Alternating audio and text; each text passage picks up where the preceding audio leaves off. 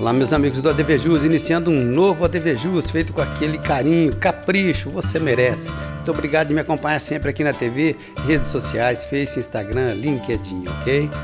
O ADV Jus de hoje separou para você as seguintes matérias: ADV Jus Notícia Jurídica, ADV Especial com várias participações, ADV Jus Prestação de Serviços, Vocabulário Jurídico, ADV Jus Entrevista e Momento Divino. É agora comigo aqui no ADV Jus. Fique aqui.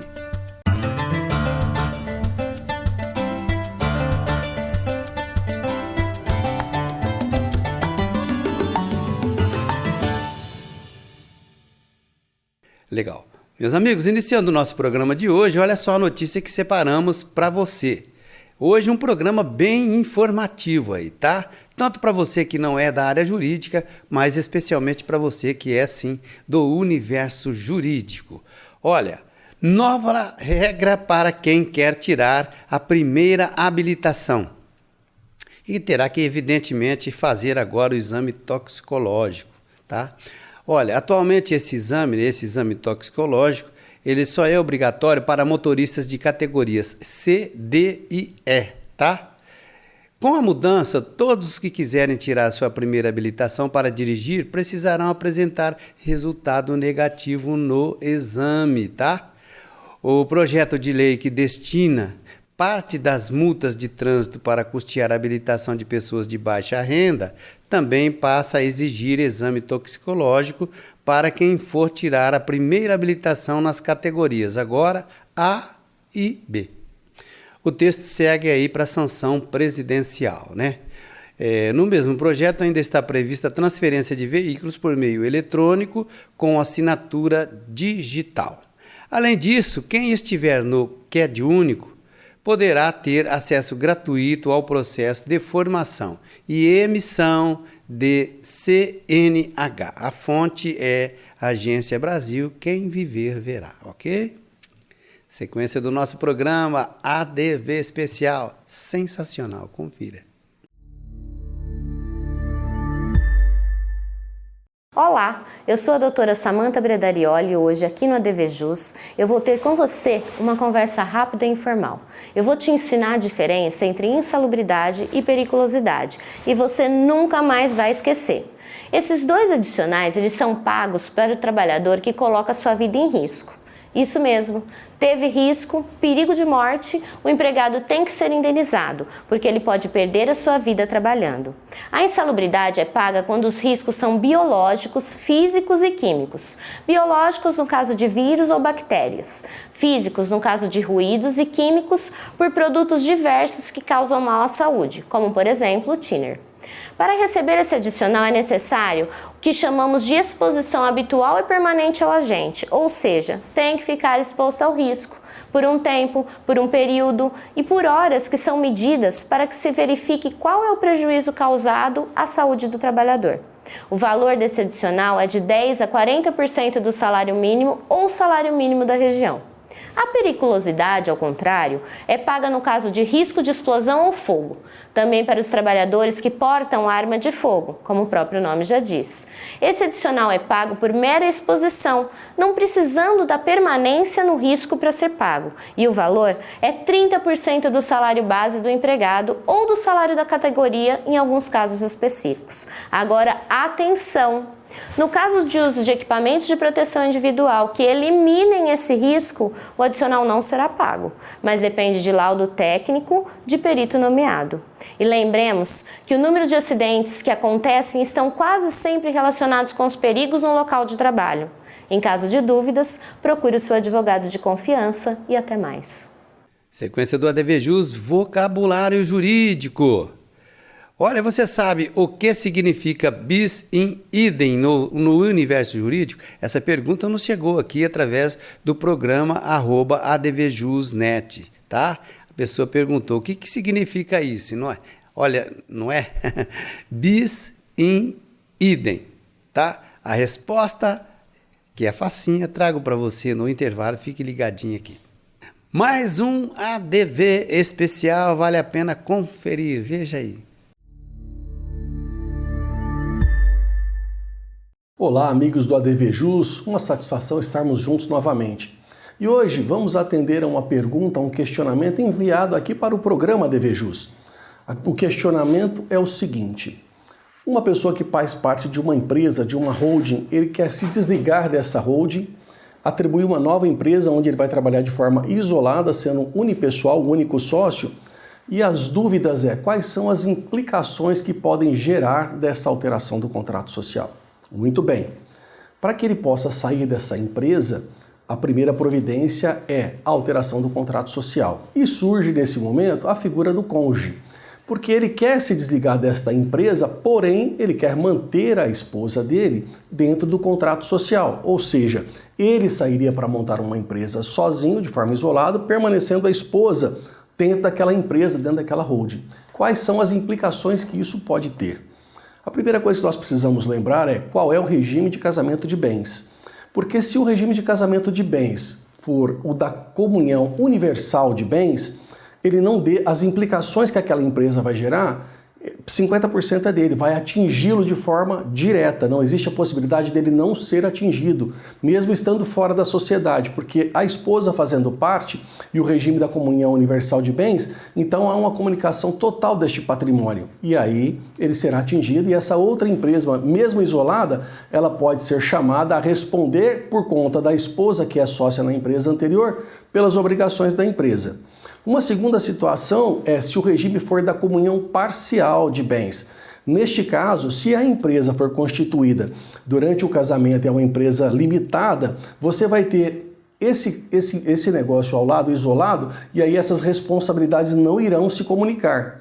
E quando, no máximo, houver a decretação de uma desconsideração da personalidade jurídica naquela primeira empresa, e que possa resultar em responsabilizar aquela sócia, a limitação dos bloqueios será 50% dos bens, por conta da questão da comunhão parcial de bens. É um pouco complexo, é um assunto que tem outros desdobramentos, porque pode acontecer o fator morte, né? E isso geraria outros desdobramentos, que até nós podemos abordar no futuro. Fica aqui um abraço e até o nosso próximo. Fica aqui um abraço e até o nosso próximo encontro. Agora prestação de serviço aqui do ADVJus. Meus amigos, uma coisa que a gente leva muito a sério aqui é realmente esse tema, esse tópico, né? Idosos, né? O pessoal fala que a população está envelhecendo e em breve teremos aí um país de idosos, evidentemente de jovens também, mas a percentagem de idosos a cada ano cresce mais, tá? E a gente tem aquele cuidado, aquela atenção com os idosos, aliás, a quem tem esse privilégio, né, de chegar a essa idade, para mim realmente eu considero isso um privilégio, chegar na idade de idoso, né? Não é todos que têm essa dádiva, tá? Então, os idosos, em sua grande maioria, fazem parte de um grupo de pessoas que são tidas como vulneráveis, por motivos óbvios, né? Eles estão sujeitos a vários tipos de violência. A violência psicológica, que consiste nas ameaças, né? Em ameaças, humilhações, que são agressões e gestos que afetam a autoestima do idoso, trazendo-lhe sofrimento e a deteriorização da sua saúde mental. Se você tiver conhecimento desse tipo de práticas, desse tratamento, denuncie. É só você discar, 100, Disque 100, tá? É preciso combater esse terrível mal. Os idosos merecem toda a nossa consideração. Eu acredito. Agora o momentinho do intervalinho aqui no ADVJus. Voltamos já já.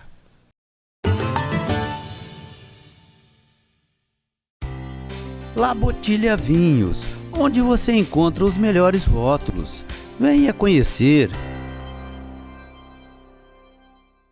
Agora quero falar para você do Zezinho Alfaiate, Espaço Homo, ali da rua Eliseu Guilherme 681.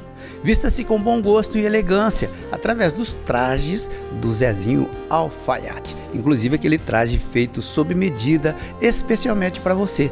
Isso mesmo, no Zezinho Alfaiate você também dispõe ali de confecções já prontas do traje masculino daquela forma que você procura, com aquele atendimento mais que especial. Zezinho Alfaiate, na Eliseu Guilherme 681. Faça como eu, vista-se com elegância com os trajes do Espaço Homem. Arcângelo Imóveis, venda, locação e administração. Compromisso e confiança. Arcângelo Imóveis. O que significa bis in idem? É um termo em latim usado para referir-se a algo que incide duplamente sobre o mesmo fato. Um dos princípios do direito é a proibição do bis in idem, ou o princípio do ne bis in idem. Em direito penal, por exemplo, aplica-se o ne bis in idem para evitar que o réu seja condenado duas vezes pelo mesmo crime. Ok? Explicado? Resposta dada? Legal demais, estamos de volta então com o segundo bloco do ADV Jus TV de hoje. E já vamos abrindo com o ADV Especial. Confira. Olá pessoal, conforme anunciado, nessa edição do ADV Especial, dando continuidade às nossas breves noções sobre direito urbanístico, hoje falaremos sobre o loteamento de acesso controlado. Tema para lá de polêmico e tormento para a própria administração pública e o Poder Judiciário, sopesados direitos constitucionais tais como o de ir e vir, vedação, enriquecimento ilícito e a compulsoriedade de associação, dentre outras teses. O loteamento de acesso controlado, o qual antigamente era chamado de loteamento fechado, surgiu a partir de uma necessidade de prover loteamentos convencionais de estruturas que garantissem melhor segurança aos seus ocupantes. Até pouco tempo atrás, tais loteamentos surgiam mediante fechamento de fato, com a construção de muros e cercas no perímetro de loteamento, e instalação de cancelas e portarias, estruturas essas que eram posteriormente regularizadas pelo município de acordo com a legislação urbanística local.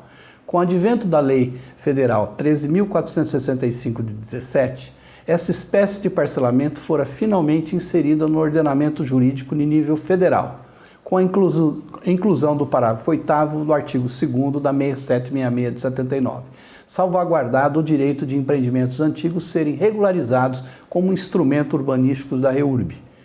A inclusão dessa nova espécie de parcelamento do solo não estancará a polêmica, especialmente porque é comum a confusão com o condomínio de casas térreas e assobradadas e o condomínio de lotes. No loteamento de acesso controlado, esse fechamento é precário e a natureza pública dos bens existentes no bairro, inclusive viário, confundem-se com as coisas comuns do condomínio. A qualquer momento, a administração pública poderá fazer cessar o fechamento, sem fazer jus os moradores do local a qualquer indenização, enquanto no condomínio somente acontecerá mediante desapropriação.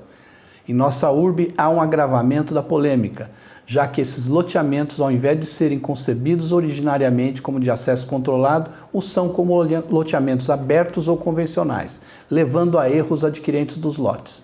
Sou terminantemente contra esse residencial fechado, porque constitui um perigoso engessamento político do município, na medida que dificilmente o gestor terá coragem de fazer cessar o fechamento, podendo o ato transmudar-se numa medida antipática sob aspecto eleitoral. Obrigado e conto com a importante participação de vocês no próximo ADV Jus especial. Agora, atitude e comportamento na advocacia. Recursos na esfera civil. Hoje, recurso de apelação, ok? Hoje abordarei a dificuldade de todo iniciante da advocacia relativa ao recurso de apelação. Jovens e iniciantes da advocacia dos 20 aos 70 anos. Antes de iniciar propriamente no nosso assunto, é necessário pontuar que os recursos no processo civil existem para a possibilidade de impugnação, ou seja, manifestação de inconformismo frente às decisões judiciais. A intenção de todo recorrente é a modificação, reforma ou anulação, ou até a reconsideração do ato judicial que foi proferido ali pela autoridade competente, ok? Com relação ao recurso de apelação inicialmente, é importante consignar que, sendo necessária a interposição do mesmo, logicamente a sentença que foi prolatada não atendeu totalmente às pretensões apresentadas durante o desenrolar processual, certo? É bem verdade que ainda quando estamos na faculdade, e mesmo ali antes dela, né, a gente ouve muitas pessoas dizerem: vai recorrer, não adianta, né? Mas na prática não é bem assim não. Muitos advogados, muitos mesmo, tá, gente? Não só no início de carreira, mas por muito tempo ainda durante ela, e quizás existem alguns que a vida inteira, né? Eles trazem consigo ali uma figura do juiz, o magistrado, que é aquela figura magnânima, que evidentemente merece todo o respeito, mas que ele nunca erra. Isso não existe, né? Isso não está certo.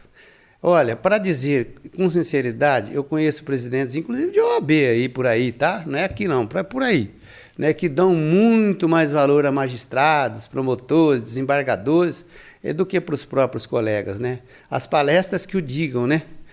Infelizmente, esse é um tipo de sentimento de inferioridade que certos advogados trazem contigo e com isso induzem principalmente os mais jovens.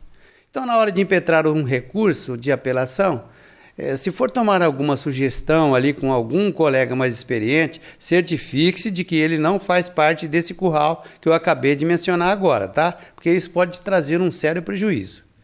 Acontece que muitas sentenças prolatadas que são totalmente modificadas pelo tribunal, são modificadas pelo tribunal, isso é fato.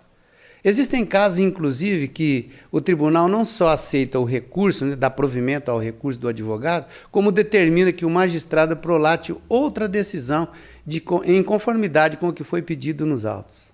Isso mesmo, o juiz tem que estudar o processo e dar uma nova decisão, por força do recurso interposto e da decisão superior. Quando isso acontece, normalmente o jovem advogado fica até com um pouquinho de cisma, né? Achando que o magistrado pode não gostar muito daquela decisão. Mas, na verdade, isso só vai forçar o magistrado a ter mais atenção com as manifestações desse advogado, tá? Então, você tem que ter confiança em você e, na dúvida, vá sim protocolar, né? Impetrar o seu recurso de apelação, tá? Tendo convicção da necessidade, evidentemente, da modificação da sentença. Só você preparar o recurso, né, que é efetuar o pagamento, e dentro do prazo de legal, impetrar o recurso. No próximo ADVJus falarei a respeito do acórdão, tá, que é a decisão em segunda instância. Um lembrete: saber de tudo e entender todo tipo de demanda, né, atender todo tipo de demanda, é sim a receita infalível para o insucesso. Especialize-se! Legal, meus amigos, agora a ADVJus entrevista, sensacional, informativa, para você que está aí na frente de batalha da advocacia, ok? Se é que podemos falar assim, né? Uma entrevista com o Dr. Lucas Sintoni, ele está bem por dentro aí do EPROC, ele vai trazer para a gente como que pode ser mais simplificada, né, a mudança do ESAGE para o EPROC e como está funcionando este novo programa. Eu tenho certeza que vai ser muito legal você ficar aqui comigo. Legal, meus amigos, com imensa satisfação nós estamos iniciando, né, mais uma entrevista ADVJus. E hoje, para minha alegria e satisfação, está comigo aqui no estúdio do ADVJus TV o Dr. Lucas Sintoni. Ele é advogado, meu colega, né, que se propôs a nos fazer essa visita, né, gentilmente, para falar a respeito de um assunto que está bem borbulhando aí na cabeça dos advogados que estão na militância, né, que é justamente o EPROC, esse programa novo aí que está sendo implantado aos poucos e que realmente ele tem essa especialidade, essa facilidade. Afinal de contas, ele tem um link lá com a ESA e está participando de oficinas, se especializando e também dando palestra a respeito desse significativo tema. Doutor Lucas, eu que te agradeço imensamente, viu, ter se disponibilizado, vir aqui fazer essa visita para a gente. Muito obrigado e ter aceito o meu convite. Eu que agradeço, doutor Marco. Uma satisfação mesmo, como eu comentei antes, né? Fico lisonjeado pelo convite. Obrigado, e por ter alcançado essa possibilidade de ir multiplicando cada vez mais as informações que estão sendo trazidas para nós, enquanto capacitadores, para ir repassando para a advocacia. Isso daí tem sido um movimento muito importante agora nessa fase inicial da implementação do EPROC no Tribunal de Justiça de São Paulo. Certo. Eu gostaria que o senhor falasse um pouquinho, né, a respeito dessa possibilidade que foi aberta para o senhor aí, através da ESA. Como que foi? Foi um convite que me veio através do nosso presidente lá da subseção, doutor Aquiles, deixo até aqui mencionado, um abraço a ele, que a própria ESA estava convocando, né, advogados que pudessem fazer esse trabalho, esse treinamento para capacitação e depois tivessem a disponibilidade de percorrer as regiões administrativas da ordem, repassando as informações que fossem encaminhadas pela própria ESA. Nós tivemos um treinamento com o Dr. Alexandre Fante, lá na ESA Central, o Dr. Alexandre de Sá Domingues, o Dr. Rodrigo Prates, que é o responsável pelo grupo de trabalho, que está fazendo essa comunicação das informações através de todos os capacitadores. Isso foi o treinamento dia 21 de março, se eu não me engano. E aí, a partir disso, foram agendadas as oficinas e o material foi providenciado, tudo para ir ajudando a advocacia a se adaptar a esse novo sistema. Sim, está certo. Doutor, nós podemos aí dizer assim que chegamos aí praticamente aos finalmente da utilização do ESAGE? Com certeza. O ESAGE ele já está um bom tempo dando sinais que vai colapsar, né? O que o Tribunal de Justiça do Estado de São Paulo percebeu, né, de tantas reclamações e por aí vai, é a quantidade de indisponibilidades que o sistema estava tendo ao longo de todo esse período. Né? Qual que é o problema do ESAGE? É um sistema antigo que precisaria de um grande investimento para atualizações. Em contrapartida, o EPROC ele já oferece um sistema muito mais atualizado, muito mais versátil e prático de uso intuitivo para a advocacia. E, principalmente, é um sistema gratuito. Então, as atualizações, o investimento que for feito é na melhoria do sistema para adequar as necessidades da advocacia paulista. Interessantíssimo. Então, e como o senhor mesmo já, né, deu aí o start, com toda certeza, definitivamente, né, acho que aos poucos, mas o TJ vai migrar definitivamente para o EPROC. Com certeza. De um ponto adiante, tudo vai se tornar o EPROC. É um projeto, inclusive, do CNJ, unificar o sistema processual, tudo no EPROC, por conta da facilidade de comunicação entre os sistemas. Porque existem vários outros tribunais, o de Santa Catarina, Minas Gerais, entre outros tantos, que já aderiram ao EPROC. E isso daí, dentro do planejamento, né, da previsão de implementação por Estado de São Paulo até 2030, a ideia é que, em algum ponto, o EPROC ele seja o sistema único para todo o Brasil. Isso é um anseio antigo, né? Sim. Das forças vivas aí da advocacia. Então, o senhor já falou que, por exemplo, Santa Catarina, se eu não me engano, o Rio, mais uma outra vertente aí de tribunal que já está usando, né? Aqui para o nosso métier aí, onde já está implementado o EPROC? Se eu não me engano, olha, dia 28 de março foi a implementação para a 4ª região administrativa aqui, ou seja, que pega toda aqui Ribeirão Preto, Pirassununga e por aí vai. A previsão é para que toda a implementação de competência do juizado especial finalize até o final de julho, salvo engano. Que aí já vai compreender todas as comarcas, todos os foros, para as ações novas de competência do juizado especial. Novas ações, elas são obrigatoriamente distribuídas no sistema EPROC. Agora, por exemplo, uma ação que se originou no ESAGE, ela continua tramitando pelo ESAGE e eventual cumprimento de sentença num incidente dentro do próprio processo é distribuído dentro do ESAGE. Novas ações, tudo é PROC. E assim, conforme for implementando para as outras áreas. Gradativamente, né, doutor? Gradativamente. Para ter esse tempo de adaptação. Inclusive, isso aconteceu, né? Evidentemente que o senhor é jovem, mas a gente, muito tempo aí, mais de 3 décadas de advocacia, né? Na mudança do processo de papel, né? Para o processo eletrônico, também as novas ações já eram distribuídas na forma do processo eletrônico, mas aquelas ações que eram do processo físico continuaram no processo físico por um determinado tempo, aliás, bem longo, para depois, bem lá para frente. É uma questão, sim, de adaptação, é o que o senhor está falando também agora no EPROC, com relação ao ESAGE, né? É isso mesmo. Agora, com relação à utilização, né, ao programa anterior, o senhor já deu um spoiler, né? Porque a gente, cá para mim, eu tenho que o EPROC, ele realmente é mais dinâmico, né? Mas ele também tem uma fácil utilização, ele tem mais funcionalidades. Muito. Eu sempre comento nas oficinas que é como se nós pegássemos o EPROC com uma caixa de ferramentas, com muito mais ferramentas do que o ESAGE. Principalmente a interação entre o usuário, o advogado, com o painel inicial para a gestão dos processos. Certo. Ele disponibiliza uma interface para acompanhamento de todo o andamento processual, seja verificação de prazos em abertos, prazos que ainda precisam, né, da abertura, da intimação, citação pessoal do advogado, acompanhamento do painel das audiências com agendamento das que já passaram, as futuras, e por aí vai. Existem ferramentas de personalização da própria página e um sistema realmente bem intuitivo. O que pode acontecer, né, que realmente tem acontecido, uma dificuldade com o cadastro e o primeiro acesso. Mas ultrapassado, né, essa primeira etapa, fase, o pessoal vai conseguir realmente, porque não difere tanto do ESAGE. E com o problema das indisponibilidades, o pessoal está tendo que se reinventar para conseguir trabalhar com ele. O EPROC já promete não ter esse tipo de problema. Que bom, doutor. Isso é muito interessante, né? Ok, em breve você vai assistir a parte 2, tá, da entrevista com o Dr. Lucas Sintoni e ficar definitivamente inteirado a respeito do EPROC, certeza. Só você ficar ligadinho no ADVJus.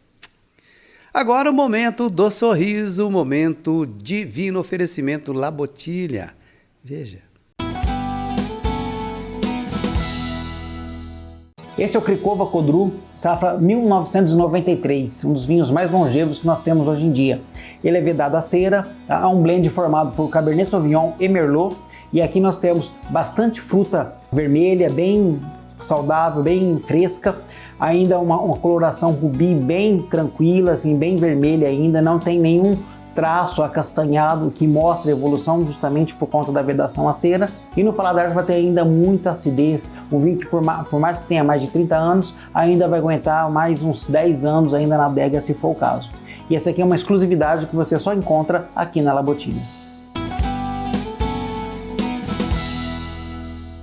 Legal demais ter você comigo aqui no ADVJus, que vai voltar breve com um programa inédito, certeza. Fico por aqui, um forte abraço, até o próximo.